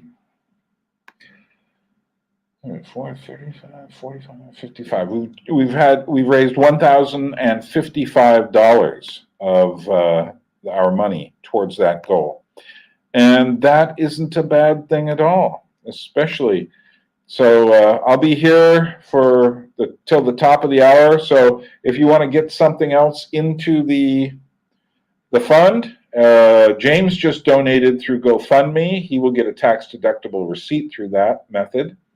And if you'd like to contribute either through PayPal or GoFundMe, the link is below in the description section. And again, so now we need $4,925 to get to the $6,000 goal. So we're on our way. We're on our way, and I will have to hopefully have enough paper to keep writing all this stuff. But again, I can't thank you guys enough. It's really good, but I'm not going to do that. I'll save that till the end before I get out of here. Meanwhile, you should decide whether you can pitch in or not. Okay, so yeah, so did you folks catch how big the place was? I mean, I was way back there. Okay, Stephanie grew up in Germany, although that does sound like a Greek name, but that could be German too. And remember the Märchen der Welt puppet show on television. Nice. Yeah, there were a few puppet shows when I was growing up. Davy and Goliath was one of them. I do remember out of the corner of my eyes, I think it was Thunderbirds Are Go, but I never really spent any time with that. And of course, I watched Muppets before Sesame Street. But once Sesame Street came, even as when I was young, I was just like, oh, no, this is much too cute. I liked them when they were a little bit naughtier and a little more edgy. So, well, thanks for the advice. And yeah, no, actually, some people say, Bern, so did you grow up watching puppets? And the answer is no. And not unless you count Ray Harryhausen movies and Willis O'Brien's King Kong, which I look at as a great puppet show. And it's, yeah, if you want to see a good puppet show, watch the original King Kong. And I've seen it large size on a big screen, and it's just fantastic to watch that way. There are mini movies, which if you get a chance to see them on the big screen, it totally changes the way they feel. Jaws is another one of those. Anything that looks big, but not just the big spectacle films. So what was it? Brian De Palma's treatment of Stephen King's Carrie is fantastic to see on a large screen. Oh, Vibrant Glue, you're back. Have you donated? Good to see you. And we got about 19 minutes before I sign off here. So any last questions? Any comments? Any thoughts?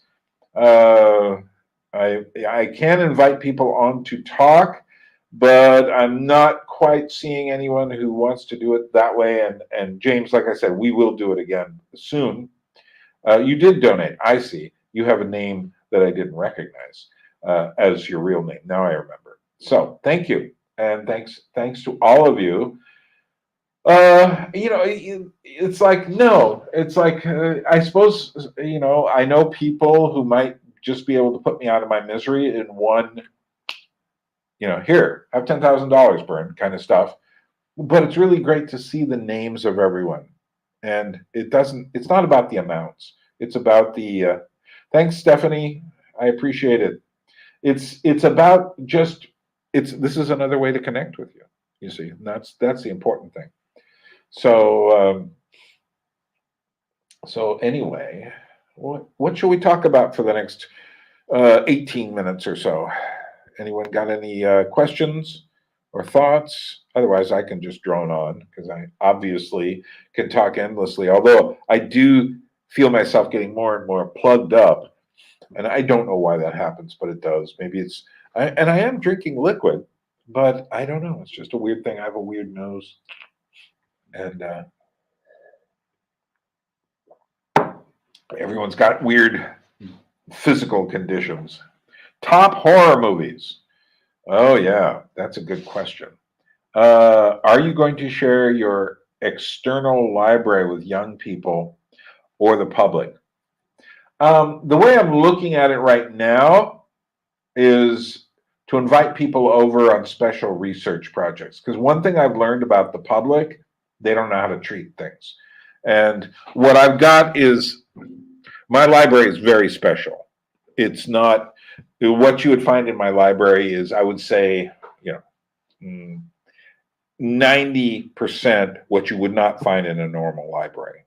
It's just got a lot of stuff, 85%. But then again, so the people who can use it are the people who need to use it, is the way I would put it. If there's no special requirement, I have to have a little bit of trust. Then, of course, there's the question, one day I'm going to die, and then what happens? And I still haven't resolved that, but I can't leave a will until I get the books here. Otherwise, they will never come here if I don't bring them here. Do you have any thoughts about recent ARC event that might be part of a future of how we got on, might be part of a future video on how we got here?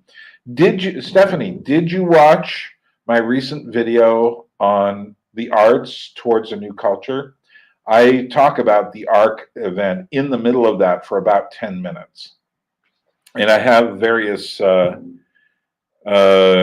think it's a good idea, but at the same time, I think the way they did it was too, as someone said, it was like a TED Talk for conservatives, or center of the road liberals or something.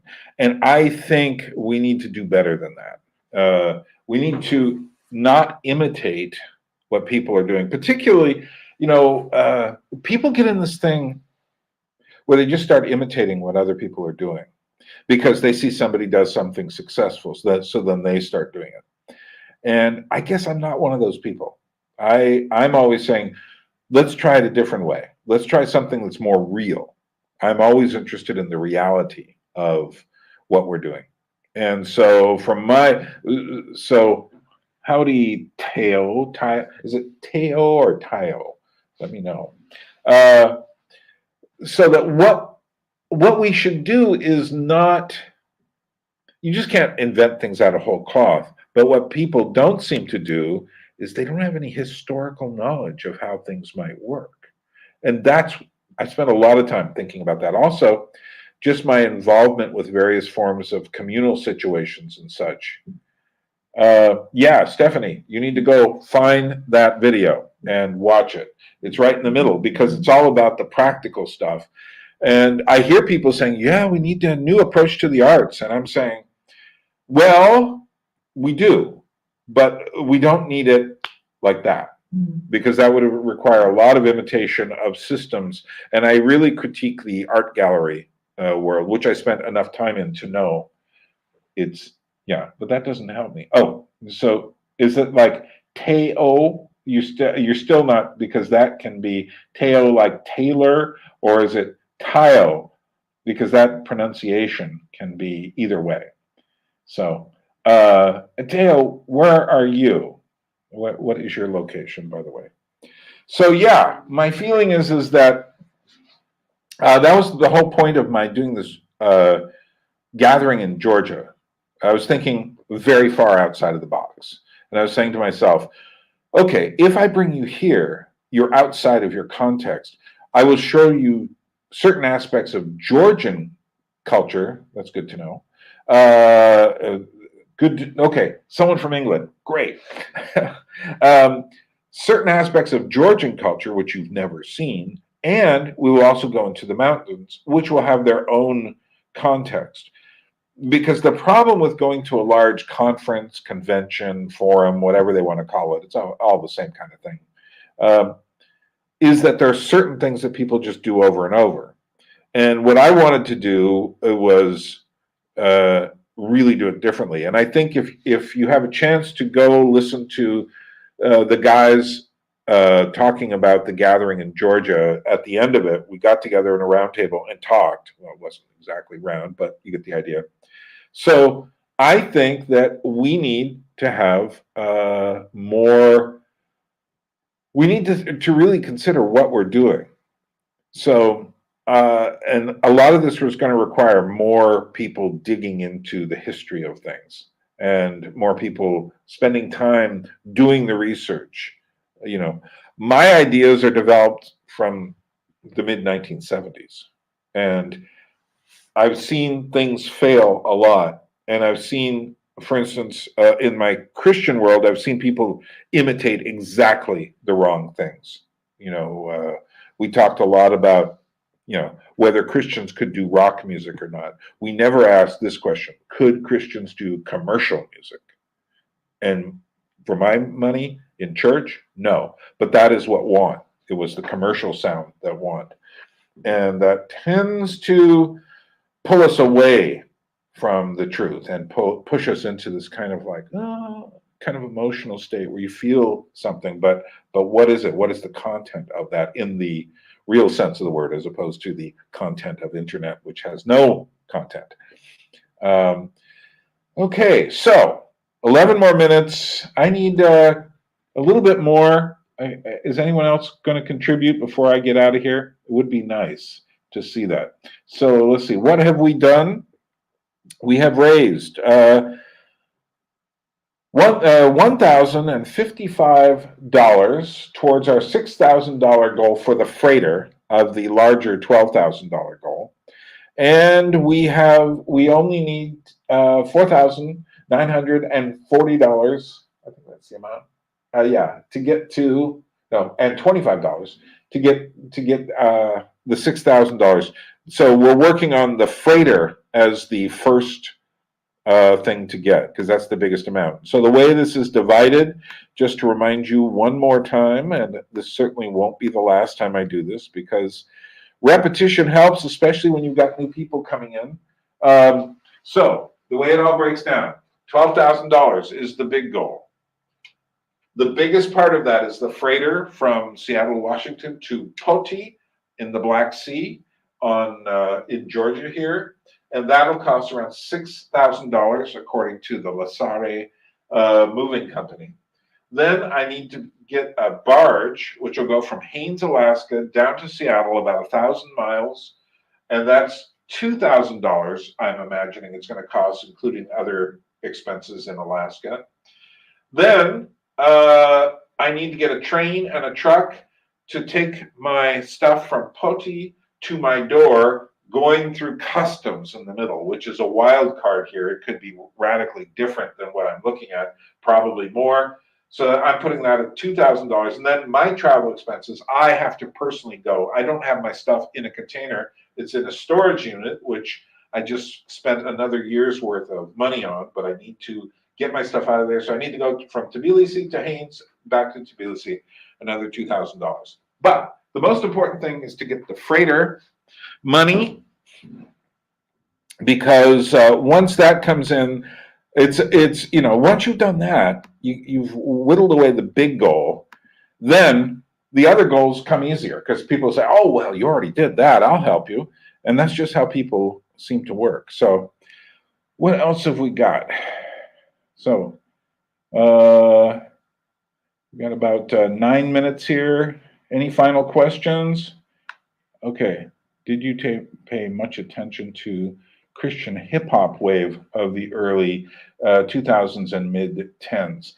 A little bit, and frankly, I mean, starting with DC Talk, and then there were these other groups, but frankly, like I say, I find we've got the horse in front of the cart, the cart in front of the horse here.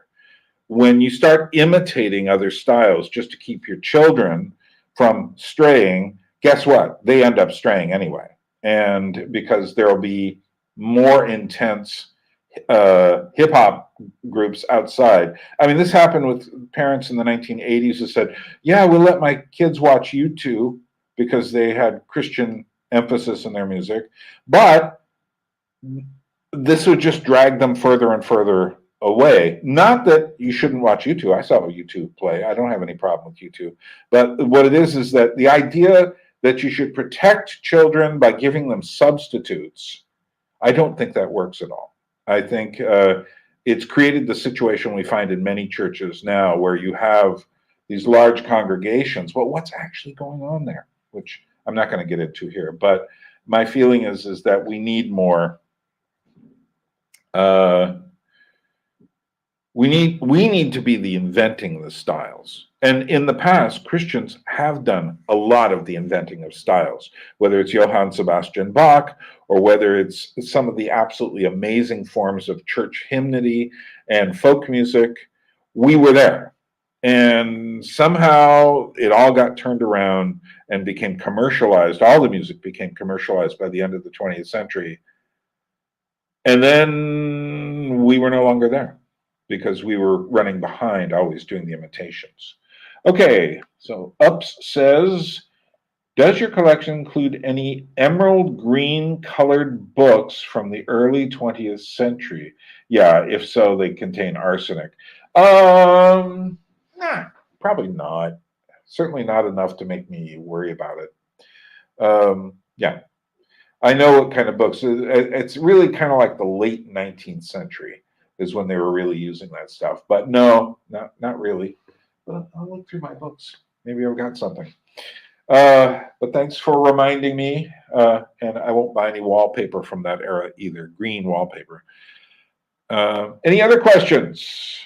We've got 6 minutes left before I go blow my nose, because it's getting plugged up from talking too long. This will be like 2 hours straight of talking.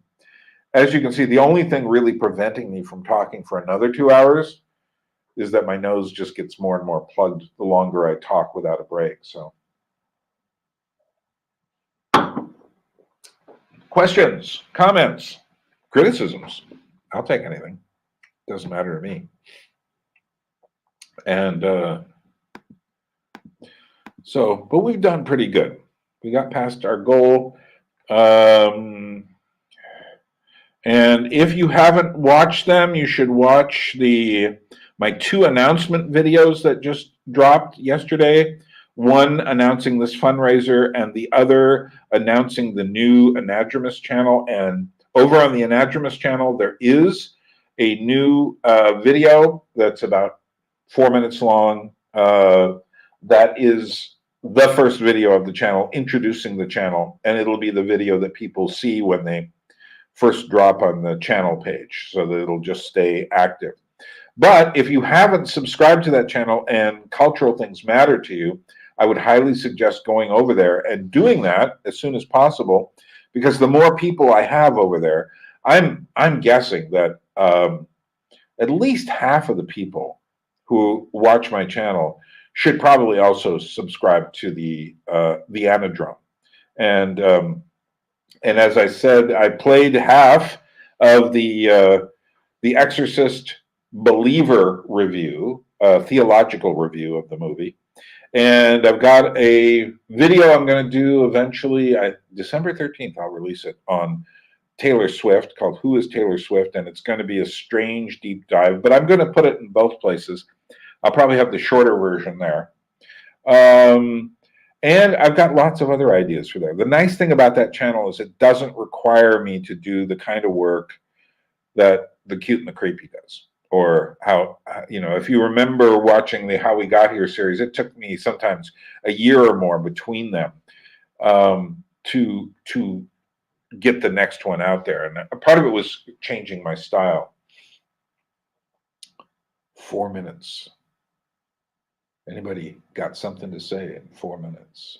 This is your moment. I'll wait.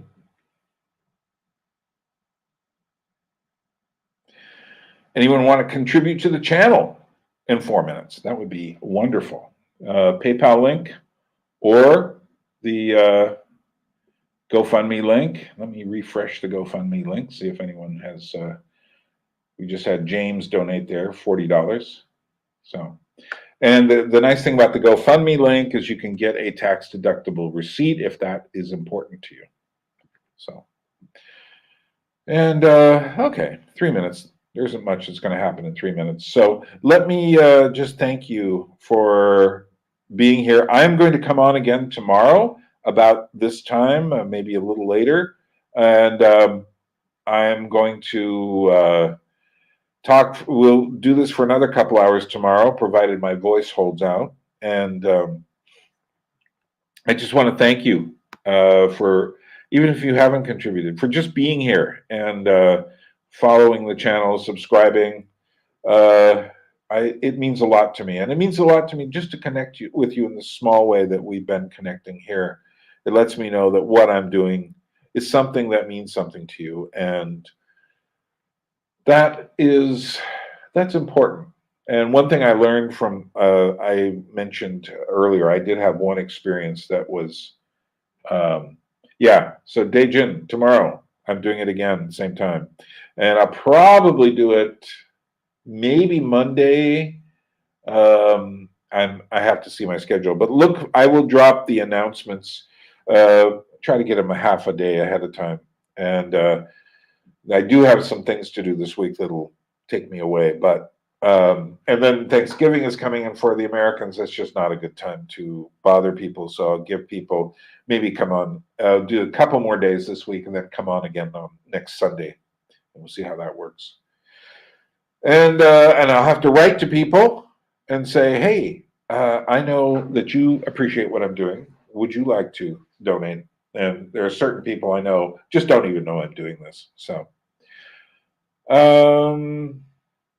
well, thanks for being with me and spending time. Thanks especially for contributing. We've raised $1,055, which is not a bad beginning. I got to get to 12,000. 12,000 sounds big, but again, inflation makes it sound a lot less. And I need the 6,000 for the freighter. The freighter is the big thing. So we're only $4,925 away from that, which is good, All right. Well, thank you for being here. We will meet each other again very soon. If you feel like coming aboard and talking, I'll bring some people aboard and talk. James, I know you're out there. We will get to that before the end of this whole thing at a certain moment. Farewell, and as they say in Georgia, droabit, which means temporarily, and we will meet again. Thanks.